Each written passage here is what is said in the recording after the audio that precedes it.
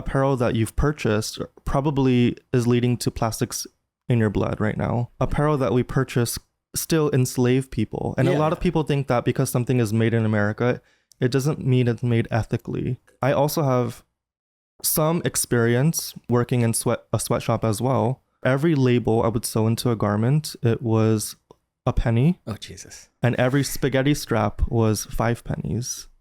Welcome to What's My Thesis. I'm Javier Proenza, and today my guest is René Camarillo, hometown, I'm in his turf kind of guy. You were recommended to me by Fernanda Sanchez, Fernie Ferns, who is neighborhood council president. I guess in this one we will talk about what neighborhood it is because we're going to talk about your background, and I'm not like needlessly like trying to make yo, this is the hippest part of town, let's gentrify it. So well, tell me a little bit about yourself. You just finished RISD and then you just came back home. Is that the first time you've lived outside of Lincoln Heights? It's the first I've been out for quite a while. Yeah. I think the first time I ever left these communities and stumbled upon a world outside of Lincoln Heights and El Sereno was going to Penland School of Craft. Where's that? Is that Baltimore? It's in North Carolina. Oh, okay. Asheville, North Carolina. And before even going there in 2023, I didn't really know what a craft school was or what the art world basically entailed. Even to this day, I don't really consider myself an artist or a designer. I would consider myself strictly a craftsperson. Okay. Yeah, so I think I haven't really ventured out much, to be honest, and Of the broader world. I think so. I really do think so. But you lived in North Carolina in Asheville. How did you feel about because Asheville was one of the places that for people in Florida was like, hey, that's like a cool part of North Carolina, whereas the rest of it was kind of terrifying. I mean, whether that was true or not, I know a lot of Cubans that live there now, or I know a Cuban that lives in South Carolina. But yeah, I that was like the hip spot. But then they got hit by that hurricane. That shit was crazy. Because hurricanes hit us, and it's a different vibe. There's no landslides because there's no land to slide. It's all just coral and limestone. What were you? So you said 2003. When did that hurricane happen? Was this before or after? I wasn't there during the hurricane. No, I figured because that was like a very limited window. But if I'm not mistaken, the hurricane had happened, if not last year, then this year. Okay. But I was there for only 2 weeks for a workshop taught by Mo Kelman, who taught a class called Skins, Skeletons, Nets, and Knots. So I was basically producing sculptures using wood, reed, and hog intestines. And hog intestines? Yeah. So you like kind of the haggis of art, no? It was really, really fascinating. And again, finishing Penland School of Craft and coming back to East L.A., I didn't know what craft schools were, so I was instantly... So wait, how long were you in that program? Just 2 weeks. Oh, okay, all right. But it was so brand new, and I didn't know what a residency was either, an artist residency, so as soon as I got back... How old are you? It's okay. I'm just for context. I never like to talk about my age, to be honest, but okay, you don't have to. No, that's all right. But like you're a Gen Z, millennial. Is that okay? Are we comfortable with that? I think, if I'm not mistaken, I think I'm a millennial. Millennial, but like younger millennial, because I'm at the high end. I'm the last year of at Gen X, so millennial. I know how broad of a range it is. Okay, no, but so then. Where do you think this not knowing about like residencies and stuff comes from? You weren't in a community college, it sounds like, because that's usually where people hear about stuff like that, right? Like that's their first exposure. Where did you end up hearing about that stuff the first time? Well, actually, when I was in high school, I didn't really apply to colleges because I just didn't know how, and that's the truth. Even though I was in AVID, which is like a college preparatory program, I just remember being quite uncomfortable, anxious, and I do have memories of being in the AVID class and right after the class ended, I was always like either crying or really afraid because I still didn't know how to apply for college. So I actually ended up at LA Trade Tech, Los Angeles Trade Technical College, where they had a design program. It was a 2-year long apparel design program. So I have my associates from LA Trade Tech along with a fashion design certification. And I transferred to Cal State LA where I got my BA in art with an emphasis in fiber and material. And then I got a full ride to Rhode Island School of Design where I mastered in textiles. So when you set out to do this, were you at any point thinking you wanted to be like in the, in a fashion house kind of setting? And then you decided to switch to art?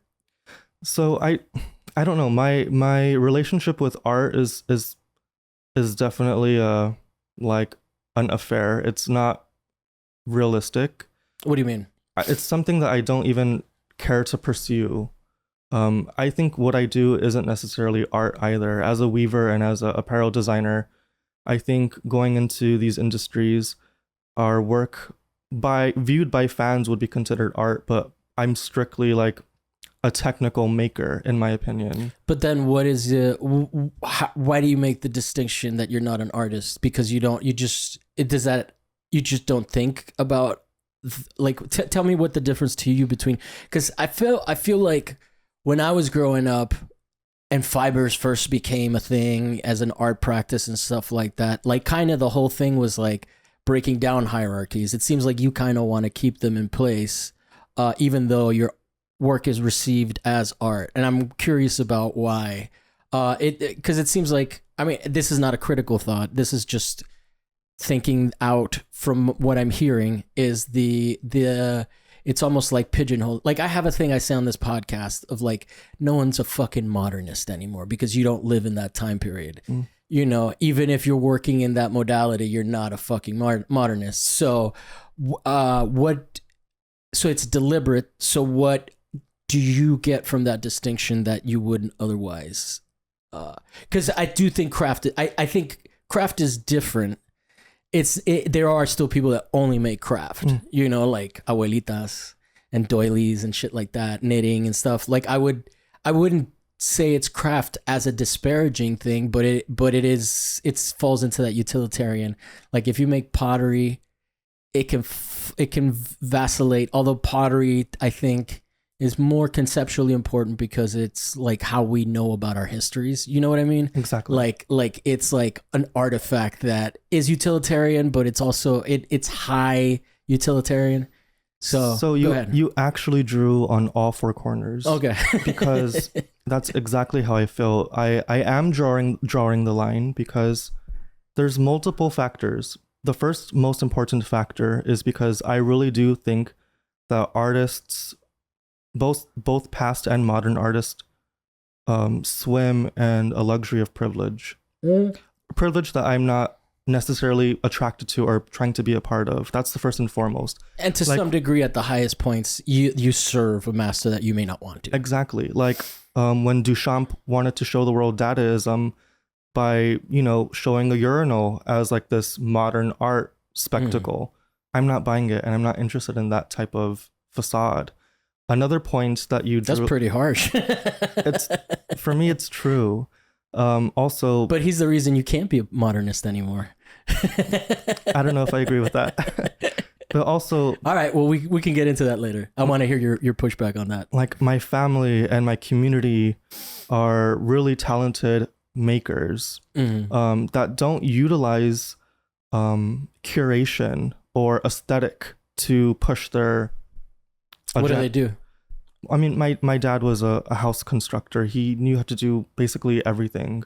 My mom works in banking, but the community, another point that you mentioned, our people produce something called folk art that was given to us. But whenever we produce this incredible craft work, it's never considered fine art. It's always considered folk art.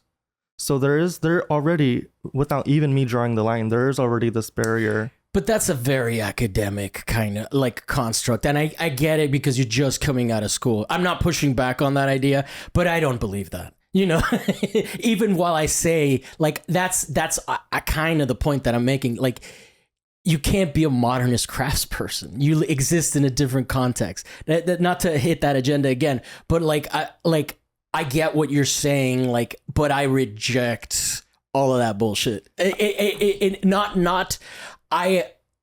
In the sense that that is not my reality, but I understand the reality. I understand what you're pushing back against.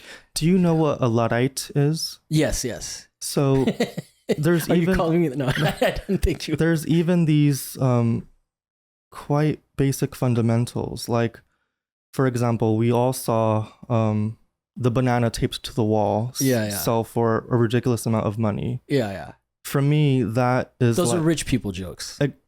They're more than jokes. They're arts, culture. They're shaping what young people are viewing as art.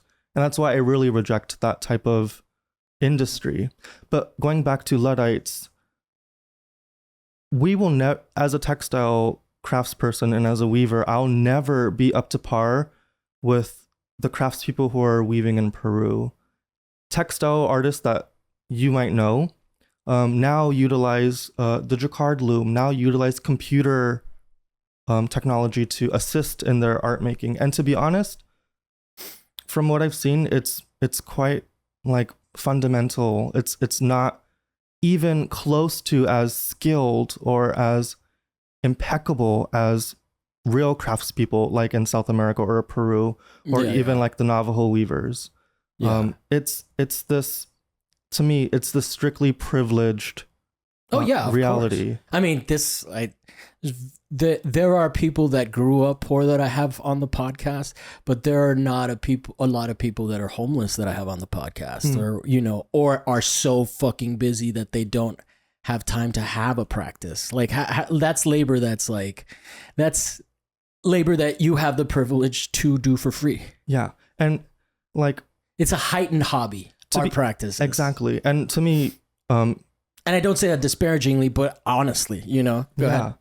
At RISD, I found it some of the most challenging and difficult moments of my life, to be honest. I really wanted to, despite the full ride, just leave because I was so over the privilege and the youth there and the faculty who had no idea what I was trying to communicate with. You do know that I am very privileged by comparison. I don't know that. I grew up in Italy. I'm somewhat international, you might say. And that's a privilege that I've had. So anyway, I just wanted the context of this conversation. I didn't want to flex like I was like, yeah, I'm one of you. But I understand your rejection through your experience. So I just want you to know, I guess for this conversation, when I say things I don't take any of it seriously, but I can understand as someone coming into it from the outside how upsetting and offensive it really is, because it really is. Yeah. and going back to RISD, the faculty in my department were quite unimpressed with me strictly just trying to learn how to weave, to then use my hand-woven fabric to create hand-constructed apparel. For me, it was like them talking to a caveman, because we've all seen this before. We can all do that basically, but we can. Yeah, I mean, ideally, by theory. Who was it that you said the Peruvian ones that were the most impressive? Yeah, they're really incredible. They are like the peak of weaving. Yeah. in the industry. Okay, what's your background? I'm Mexican American. Okay. Yeah, just checking. But when all the other students are talking about textiles and light and algorithms for textiles, that's exciting, of course. Yeah. They want to work at NASA. That's great. That's incredible for them. They want to. Wait, artists want to work at NASA?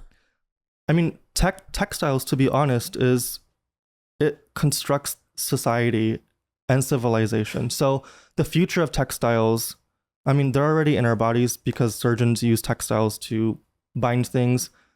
Textile technology is really important for companies like NASA, or for companies are promoting the future, essentially. Yeah. And I don't want to be a part of that. It's not because I'm afraid of it.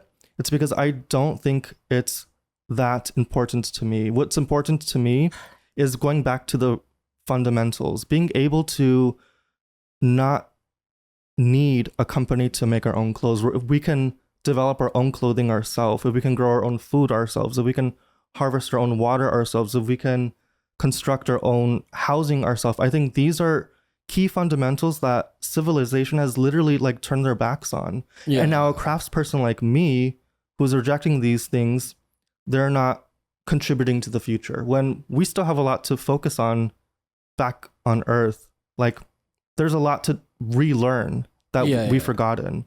And I think about like the 1940s when the Industrial Revolution takes place, and we have this idea of the assembly line where now people don't know how to construct a garment from scratch. They do one part of the assembly line. You do the pocket, I'll do the sleeve, that person's going to do the collar. And now you don't understand how to construct something from scratch yourself because of this Industrial Revolution.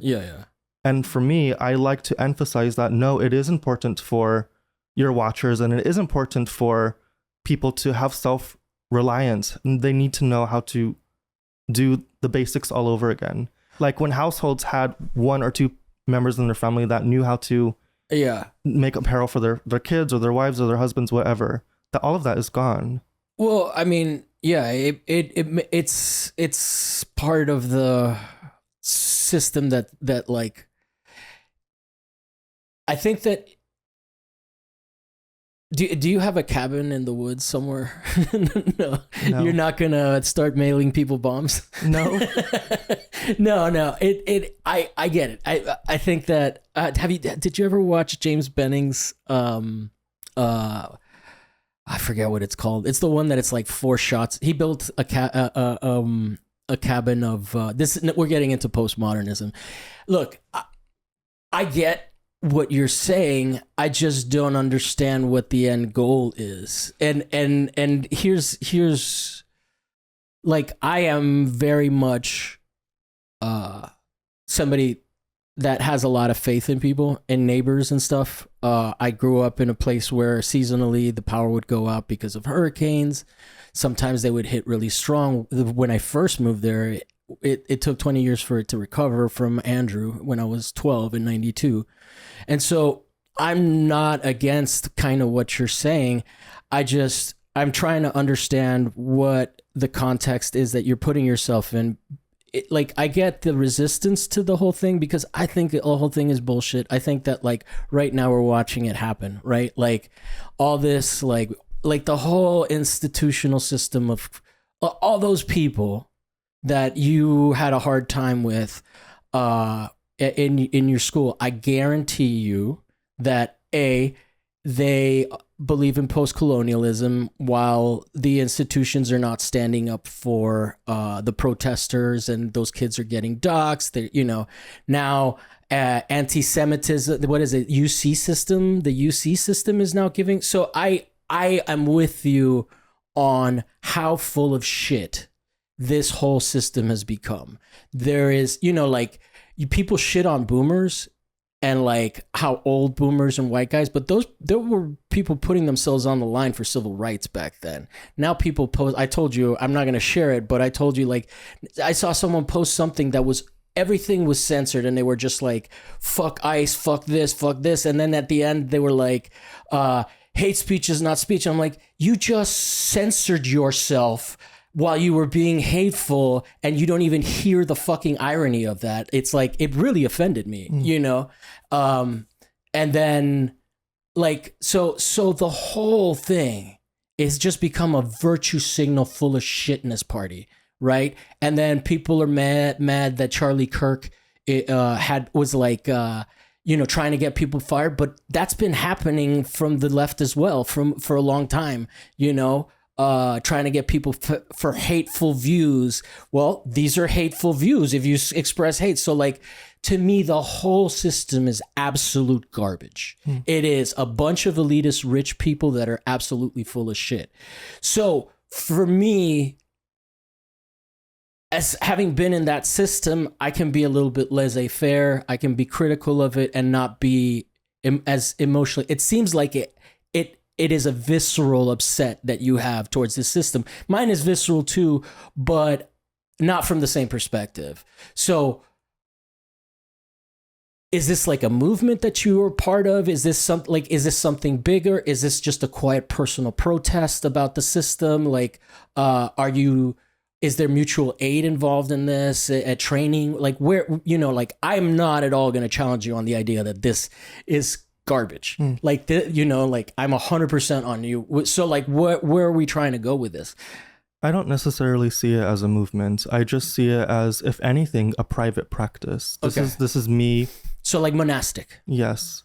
But those who are not informed are at most risk and cause the most harm, because the social engagement of textiles and apparel is strictly ingrained in every one of us. Like, to be honest, the apparel that you've purchased probably is leading to plastics in your blood right now. Yeah. And but I shoot those up.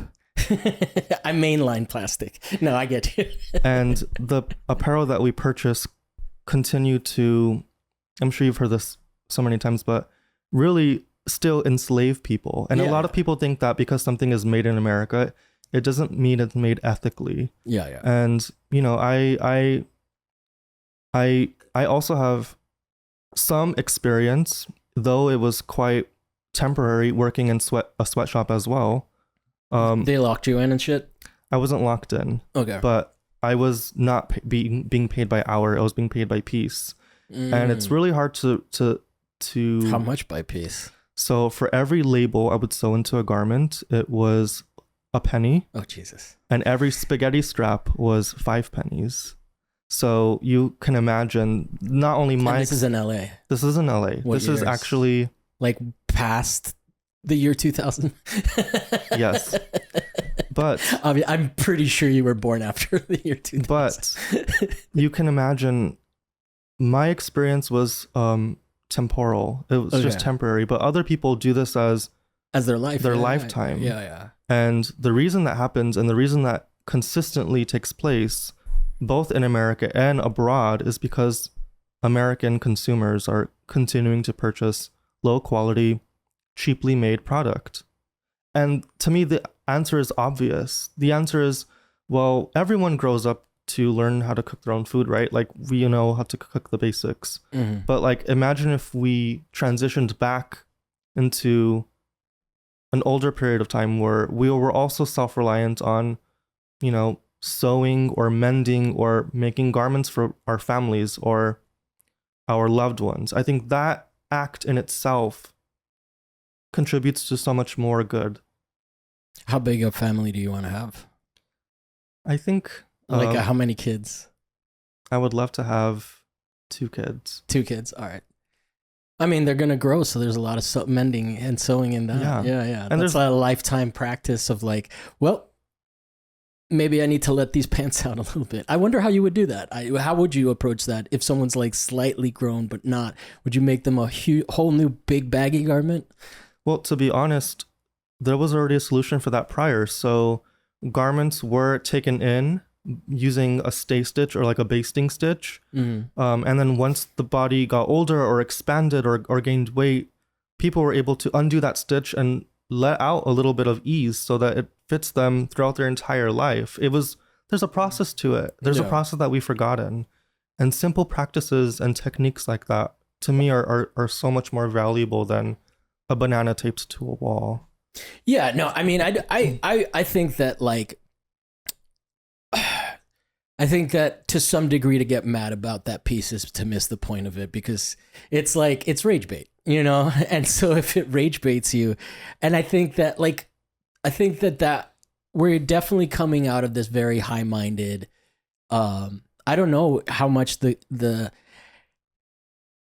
like so many weird things happening at once, right? We're coming out of the pandemic. So everybody has reassessed their whole worldview because we've experienced like something that is traumatic as a whole. And most people don't even really want to talk about it. Then we're also in this place where after George Floyd died, Latinos are getting into galleries. So some of that is, you could argue that some of that is progress, but ultimately the infrastructure for the art world hasn't changed. And it's basically commodification. It's like rap. It's like becoming like, ooh, you get to be Diddy and then you have to host the Diddy parties. Basically what I see is essentially like the things that I don't like about LA and the things that people don't really like about LA are all those people that went to school and then moved here and then they make more money while your families end up making their garments, making their food and stuff like that. So like you have this educated elite class that really doesn't want to risk anything. And we're seeing that now. They fucking want to talk so much about their white privilege and virtue signal like fucking crazy about it. But when kids are getting arrested for protesting anti-colonialism, they don't want to lose that. They don't want to risk that. That's why I think that the boomers were much braver than the millennials because they would actually fucking stand for something. And they were like, no, these black people don't deserve to be treated like this. And then to some degree, I'm like, if they say racist shit and they marched, like, okay.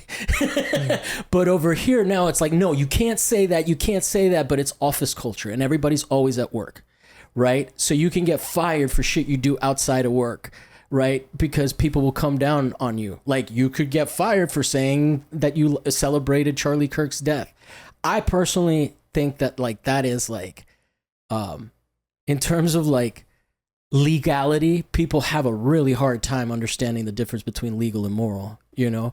But that is my experience of it as someone from Miami, where it's like a lot of people move to Miami and they're not from there and they don't really like respect the scene and they treat people kind of like shit.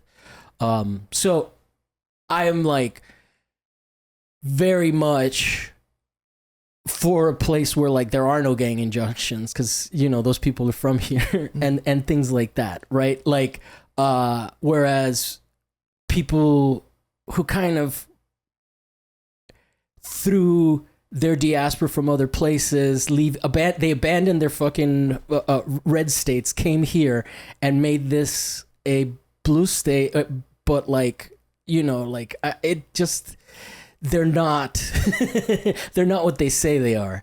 So like I understand the frustration. It just and I know that from my perspective, like I'm here, I have a podcast, I'm trying to be known, you know, so for me it's hard to grasp that feeling. Can you encapsulate it a little bit more for us, because it seems like it's tied up in the resentments that I have for it as well, but like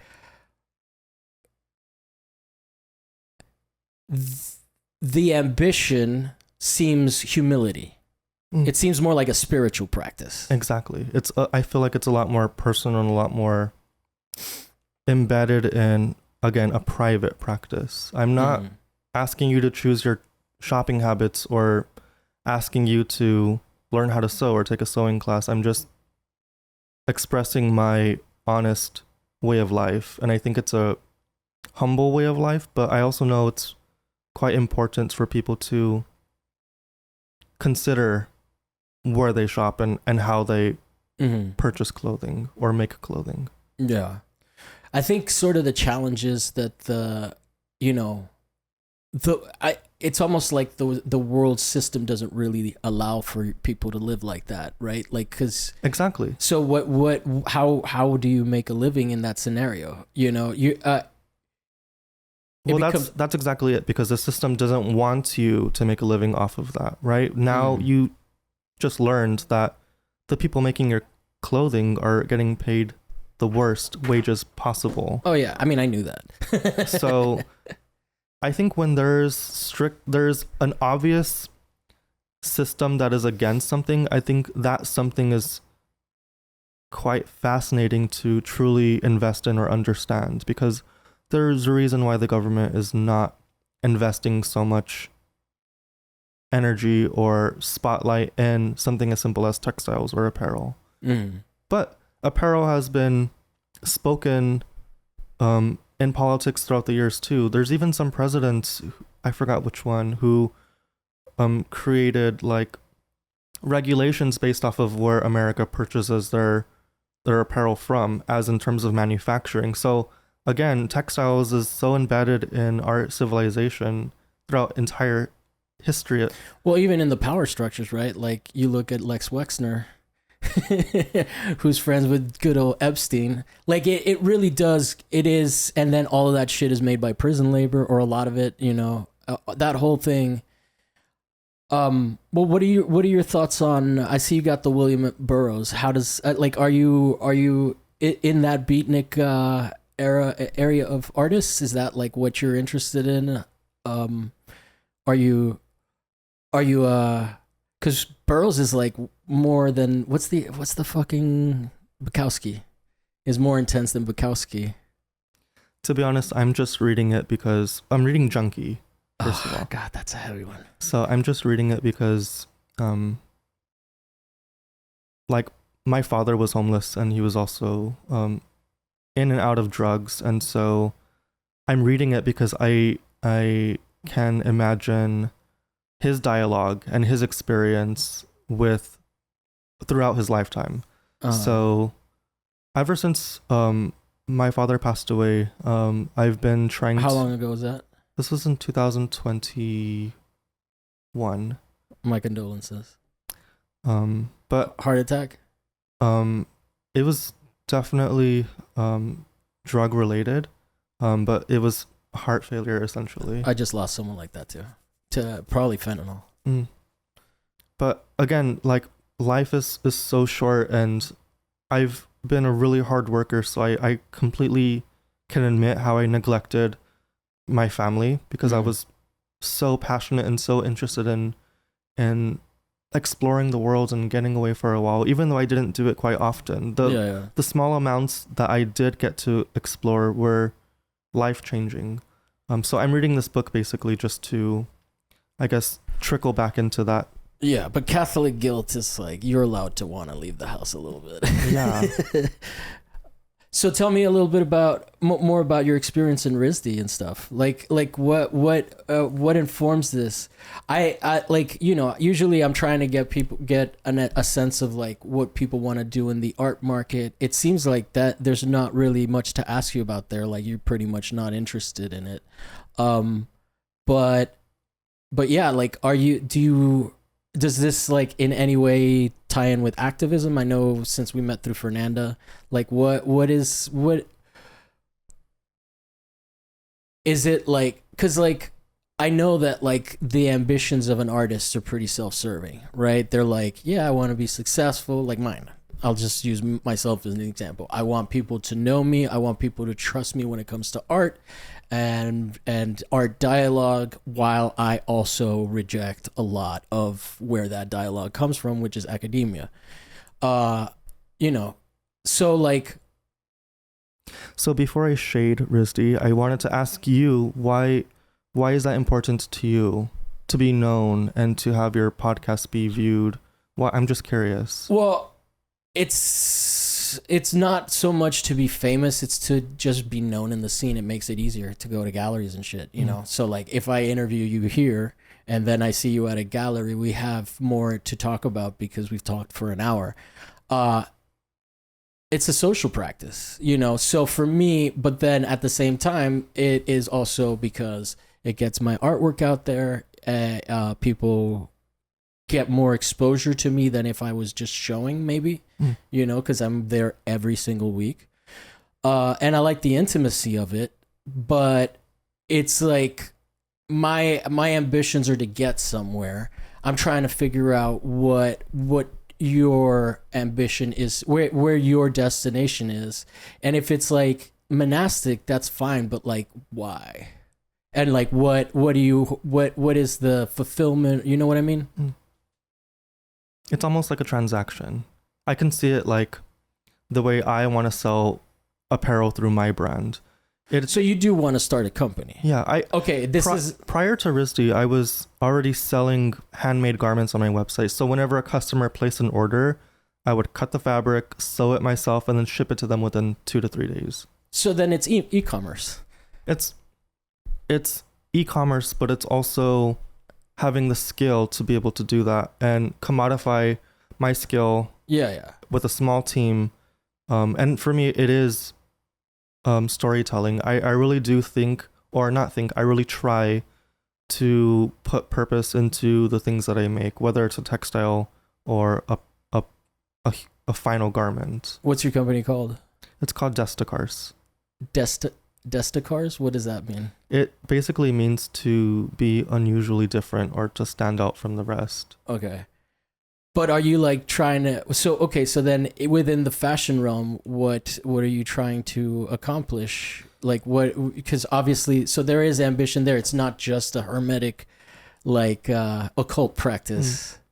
Well, I mean, my practice again is private, but it's not, it's what I'm trying to do with my brand is basically just make well-made quality clothing and pay people a proper wage. Yeah. And not necessarily follow the fashion trends or the seasonal trends. I just want to produce maybe 15 garments a year, and every year just have new pieces, and that's basically so it. Like bespoke. Pretty much. Yeah. Okay. So that's cool. How do you feel? Why did you end up going to art school then? It was an accident. It's true. It was an accident. I was trying to apply to the JET program to teach English in Japan. And while I was doing that application, I also thought, well, since I'm doing this terrible application, I might as well do more terrible applications and apply to grad school to see what happens. I did get into, when I first graduated from Cal State LA, I did get into Otis, but they give me like a 25% scholarship, and at the time I was like, I know I can do better than that. So really? Okay. I paused on that.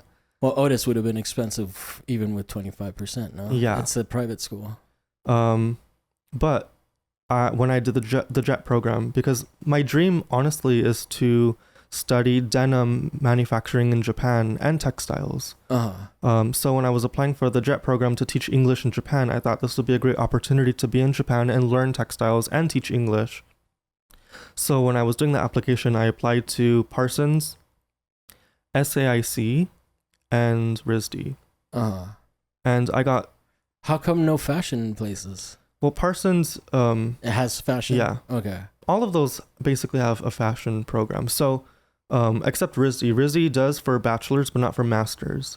And RISD was the only school, to be honest, that accepted me into their textile program without any textile background, really. Okay. So Parsons, I got a 75% scholarship.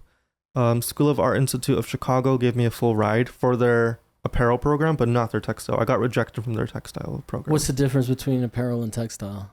Textiles, you're actually studying like woven structure or knit structure. So you actually weave your own stuff and then you cut it? Okay. Exactly. It's not like apparel driven. So if I study textiles, I don't need to make a garment. I can use my textiles for a medical industry or interior industry, or there's a plethora of industries. So you just don't you don't do any art at all? I don't think so. You don't, but you don't make like you don't have any interest in art? I mean, I don't think so. Okay. I feel like, I mean, as a kid, I always wanted to be a writer, to be honest. I love writing, and okay.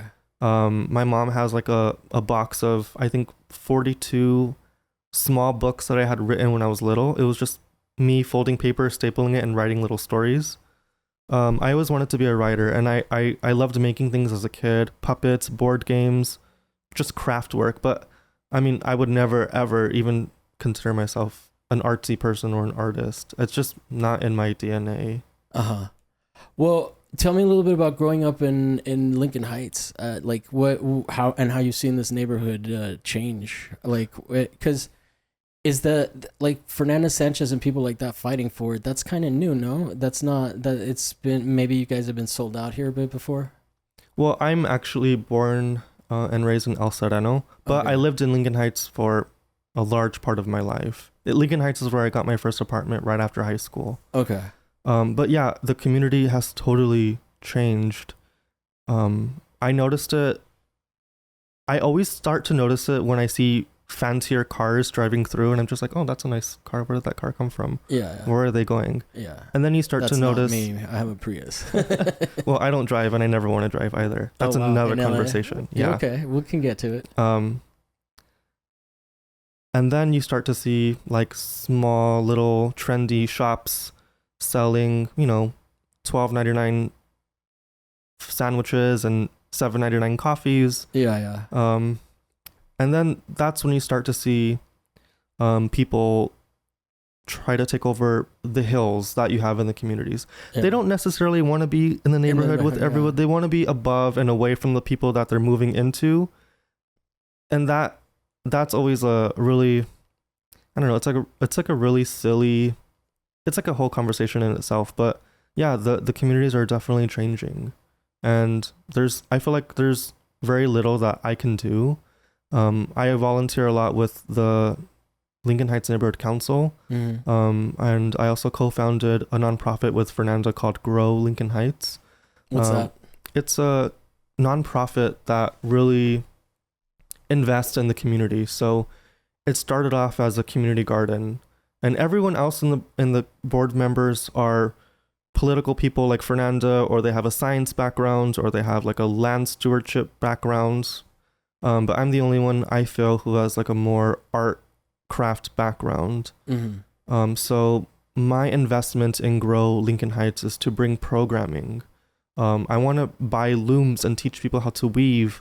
I want to plant indigo and grow indigo and weave fabric and dye the fabric in indigo and make pair of jeans. I'm really fortunate to be leaving to Japan October 1st because I got the Fulbright. So now I'm going to be able to work on an indigo farm and bring that knowledge back to East L.A. essentially. So for me, community has always been really important. Ever since high school, I have 2 awards from the city of Los Angeles from different mayors because of my free programming and because of my workshops that I've been doing with different parks throughout East LA for the span of about 6 years. Oh, wow. And I do it all for free. I've never been paid for what I do. You got a lot of energy when you're young. Yeah. I don't know. I just remember being very idealistic when I was a younger kid. And then at some point I realized that I was going to die poor. And then I was like, oh shit. I mean, that never really happened because I never woke up and realized I was going to die poor. But I live in absolute fear of it, you know. Of dying poor? Yeah. Because it's just getting harder and harder to live. I think a lot of it is also, I don't have kids, so no one's going to be there to take care of me. I'm worried that, you know, I've seen what people do to old people in this country, and it's pretty fucking disgusting. So that's what's nice about you guys. You guys take care of your elders out here in this neighborhood. There's that cantina, or there's the kitchen, the pantry, or whatever it's called. But yeah, I mean, I don't know. It's interesting the priorities that you have when you come from a different background, right? Like, so it almost feels like you're kind of socialist in your approach to your community, which is not Marxist or communist. It's just like, you know, you it's more mutual aid kind of thing. I think I get the. I mean, obviously you're getting paid for your garments, so it's not like you're a martyr. Yeah. I mean, just like we discussed, like... I mean, I do this shit for free, so I'm not like... Like a weaver and a sewer, despite it being a domestic skill, I think there is some... It's also industrial, I would say. Yeah. I mean, now it's industrial. Yeah. But I do want to commodify from my practice and my skill. And if I can do that, that's incredible. And if that doesn't happen, if I can't live a comfortable life through my practice, then that's okay with me too. I don't have a problem becoming a teacher or... So you are an artist.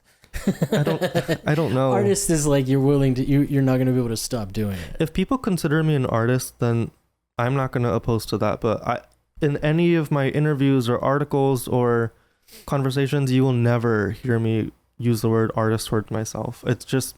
You have contempt for us. This is an artist podcast, dude. Oh. You can't. Well, maybe I can be the first craftsperson. No, I mean, it's just funny the contempt you have for the terminology. Do you like art? Not really. Why'd you come on an art podcast, dog? I just wanted to talk. Okay. Well, tell me a little bit more about your fashion influences and stuff. You definitely have a very specific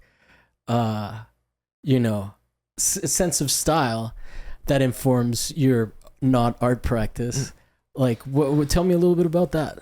I think a lot of it in the very beginning, the reason I got so invested in apparel is because I used to steal a lot of Vogue magazines or fashion magazines from Barnes and Nobles and Target. Do you make menswear or women's wear? What's your preference? To be honest, I'm trained to do almost everything. The only thing I don't like to do is evening wear. I don't like formal dresses and gowns, but I've done swimwear, activewear, menswear, women's wear, basics. Like that's where my training comes from. Yeah. But in high school, when I first started getting into sewing, a lot of my aesthetic was a little bit more like avant-garde, believe it or not. I mean, you're not. I mean, you're doing throwbacks, but it's not avant-garde, especially in today's context. But that's why I love apparel, because I really love semiotics. Semiotics to me is like, I can talk about it forever. What is it? Semiotics is basically like the study of iconography and symbols, and what they transmit. So the best way I can describe it is, and this is something I come up with, and it always works to describe it, but have you ever stopped at a red light and you often see on the corner someone who is willing to wash your window? What do they look like to you? Well, that used Italian, because that's where I saw them the most. Have you seen any in LA? There's not really that many. But in Italy or in LA, what do those people look like to you, if you can describe them? I mean, like, they're just working class, I guess. Okay. Yeah. What about what they're wearing? What do they usually wear? In Italy, they're bundled up, so like big jackets and shit. So like in LA, we often see them, wearing like lower class clothing. Maybe a base. Not so much in Italy. Not so much in Italy. I think the standard is pretty high over there. Yeah, but what semiotics does is, now if I picture them in a white button-up shirt with a straw hat, with a clean shaven face, you are more willing to fluctuate business for that person because of how they look and how they're dressed. Opposed to what we see in LA, where they're wearing ripped up jeans or a little bit unclean shirts and baseball caps. Or it's like my homie who's a painter that gets offended when people think he's painting walls because he's got paint all over him, but he's like actually a painter. Yeah. Emmanuel. Yeah. But then again, let's just say you're at a stoplight and then you see a kid wearing, just kids attire. You are also, in my opinion, able to fluctuate business for the kid just because he's a little kid. He's adorable. He's trying to earn a living, like, a proper manner, whatever you'd like to say. But for me, semiotics is like how I can translate a signal to you or a psychological input without having to speak myself, just based off of my attire or the textiles or the color. Like, for example, I was like, this is a Mexican guy who's proud of being Mexican. Yeah, even though great. I asked you earlier where you were from, because you said Peru, because you mentioned Peru, and I wanted to acknowledge that you might not be Mexican. My first thought was like, this dude's Mexican. Yeah. I think also it's just also funny, like the cues from my generation, like the what's that kind of pin called? A safety pin? Safety pin, yeah. That was like, you have one big safety pin, whereas like back in my generation, it was safety pins for like everything, like little ones. So that's an interesting symbol that I don't think the cultural reference that I pick up from it is not necessarily the one that you're trying to address, and it reads both ways, but it also triggers other stuff. So like what fashion, what do you buy, or do you only make your own clothes? I do have a lot of clothing in my closet that are all literally handmade by me, whether I buy the fabric and cut it and sew it, or I weave the fabric, cut it and sew it. Okay. But I do, to be honest, I tend to not buy as much as I probably should. Like these pants, they're from a brand called Taiga Takahashi. And these pants I literally dry clean probably twice a year. That might sound ridiculous, but I mean, denim is like that too, no? You don't dry clean it, you put it in the freezer or some shit. I don't know. I don't do that. I think most people don't do that.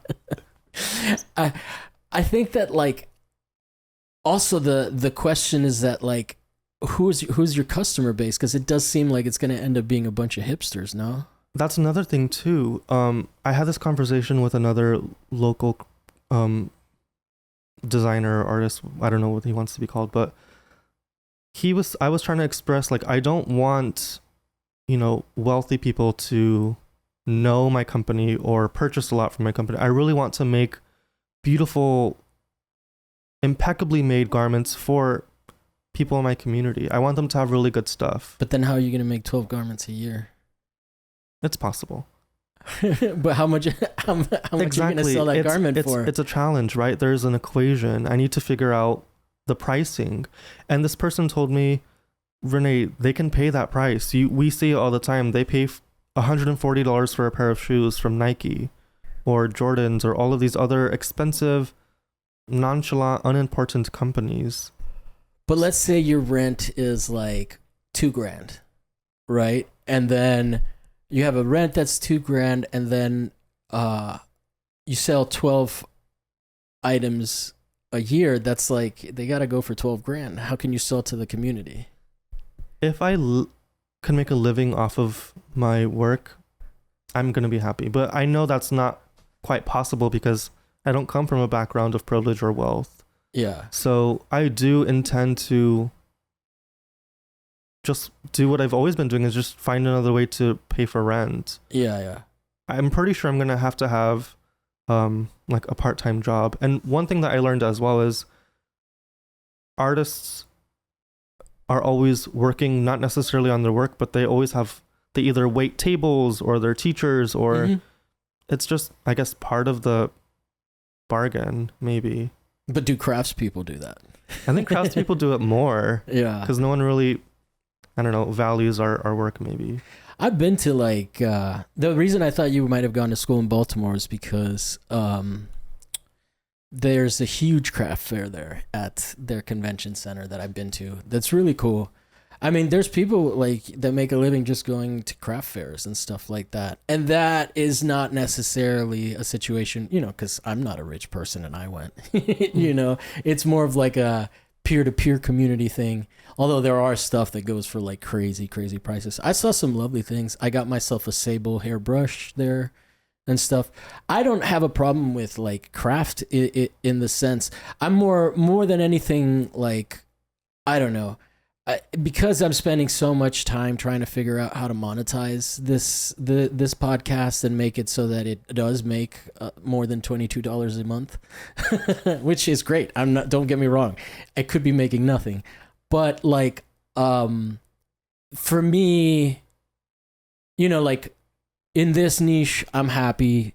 Most of the people that support the show are artists that I've had on the show. So it's like, it's almost like they're paying it forward kind of thing and supporting me because they liked their experience with me and whatnot. So in terms of like selling out, the real question comes with ads. Like, I don't necessarily want to be like selling, DraftKings and shit like that. I don't even like BetterHelp because even though that's like therapy, it's like data collection as well. And that's what they don't talk about. So like when I see, when I see Soft White Underbelly taking that check, I'm like, when I see like Bobby Lee and those people do it, like that, whatever, they're comedians.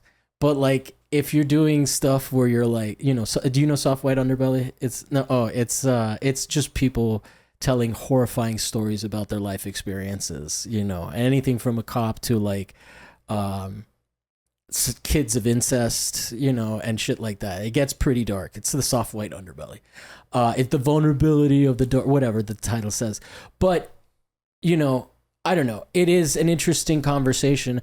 I don't mean to grill you about the finances of it. It's just, it does feel a little bit like you did absorb some of the artist stuff, where it's like, yeah, you're a craftsperson, but you're kind of also, your ambitions are not as commercial. Like, I don't know many artists, or I know a lot of artists that have commercial success, but I don't think they teach that in school. I think what they teach is that kind of postmodern thing of like, well, do what makes you happy kind of stuff. So I feel like in some sense you've absorbed that element of it because there's a lot of artists that don't sell work and still make art and are still artists, It's just interesting to me. Your kind of struggle. You're young. I think you're gonna have time to kind of, like, I think as you experience more stuff, like the world, like when you get to a certain age and you start to realize that you're the only one that's gonna take care of you, even if you have community, then that financial stress starts to hit you. I was in the same mindset. I'm not judging you. I was in this. You have time to fuck everything up, and I have, and now I'm putting it back together. So it's just we're different stages of the thing. It would be interesting to talk to you at some point, like 10 years down the road, and see like how all of this is manifested. You're also coming out of school, so you haven't been working. Like school is a very, very thought heavy time where you can like. It's almost like you're cradled in this idea space. Speaking of work, to be honest, work really emphasized my drawing that line in the sand between, artist or craftsperson, because prior to me going to RISD, I have worked as a senior designer for a manufacturing company. I've also, for some reason, constantly find myself in group meetings with very, very, very wealthy people, very successful people. Oftentimes, well, not too often, but sometimes they even think like I'm there just to bring coffee, or I'm there to clean the workspace after it's done. You're too impeccably dressed. I would be so not. But like I've also, prior to RISD, I've worked with the Grammy Award singer Miguel. I don't know how that happened, but it did happen. I helped, produce products for him. I've been in meetings with people who were on that show Shark Tank, and now they have $1 million and they're trying to start a company. So I find myself in these environments where everyone is super wealthy except me. Yeah. And what's happening is every one of them is requesting, not asking, but requesting my expertise and my skill. For free. And my technicality for a very, very low wage. Yeah. So they can commodify my craft skill, my ability to produce clothing just out of a sketch. So you're like kind of a Cuban. You want to own your business. Exactly. Yeah. So La Patria, man. That's how we did it. That's why everybody hates us, because we fucking, we had advantages, but we came in and we were like, we're going to own este taller. But the point is, like, I hate to talk about RISD again, but like everyone who went to RISD had this incredible network, had this wealth, had this, their father owned X, Y, and Z, their mother worked in politics, like someone's father owned Burning Man, that event. So like there was like some of the most richest kids ever, and it doesn't matter their skill. They could be the worst artists or designers ever, but what happened was each of them had a job after RISD automatically. Yeah.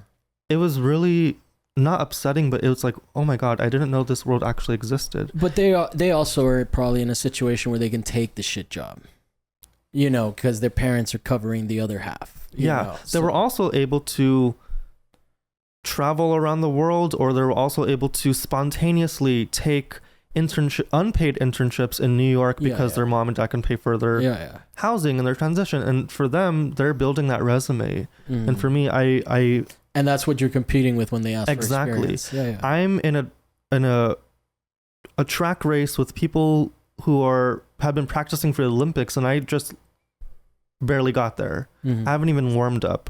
I didn't really know color theory or all of these introductory aspects of art, and to be honest, I'm not interested in learning all of that. I remember being in my seminar class, my textile seminar, and one of the faculty actually told me to throw away my work and restart all over again in front of everyone. And I remember thinking, why on earth am I spending time talking about how this color purple is more important than this color purple, when people back home in my communities are like getting evicted or getting deported or moving back to Mexico or not having money to pay for rent? Like, what am I doing here? Yeah. The only train of thought I have is shut your mouth, finish the school, get that degree, try to apply to as many scholarships so that these others don't have it, and then return back to your hometown and offer programming and do something really meaningful. Because I'm not this type of breed of people. They are a pedigree. They are bred to commodify and take up space. And you don't want to be them. Honestly, like the richer you get, the more you get into that weird shit where they're like, those people are like not happy. You know, the kids of those people are not happy. They probably don't remember some shit that's happened to them too. Well, they seems really happy at RISD, but I don't know. And it's that trajectory and it's that environment that really pushed me to focus my thesis work on gang initiation and community remembrance. So my thesis work is titled "This is How to Shoot a Gun" because I felt so disenfranchised in RISD. I felt so dirty and ugly and stupid that I kind of grappled and scratched my way and pulled all the ugliness from East L.A. to RISD in efforts to make them extremely uncomfortable, but also in efforts to showcase this really unique narrative that I'm from. One of the textile directors asked me, well, what is a wetback? I don't know what that is. So every class I would have to describe it all over again. Because they were always asking me, well, what is a wetback? Well, that's kind of good that it's not in their vernacular. Yeah, but they're not. But that's probably because they don't have Mexicans in. Where's RISD? That's in Long Island. No, Providence, Rhode Island. Yeah, Rhode Island. All right, well, dude. Anything that I haven't asked you that you want me to ask, or that you want to answer, or say something on your way out? I have nothing. All right, no worries. Cool, man. Thank you for doing the episode. Guys, if you enjoyed the conversation, like and subscribe, comment, and if you would like to become a patron, you can go to patreon.com/whatsmythesis. $5 a month gets you early access episodes. Shout out to the patrons that I have currently that are validating me every month. Tony Irons, M. Trishkovsky, Hiroshi Clark, Amir Zaki, Nick Lowe. Fuck, I need to have a list written out. And then I think there's a sixth one that I can't remember right now. But much love to all of you, even the one that I can't remember. I'm going to have a list since I started doing it. I was going to write it out today. I forgot. I apologize. But, Jackie Castillo. Done.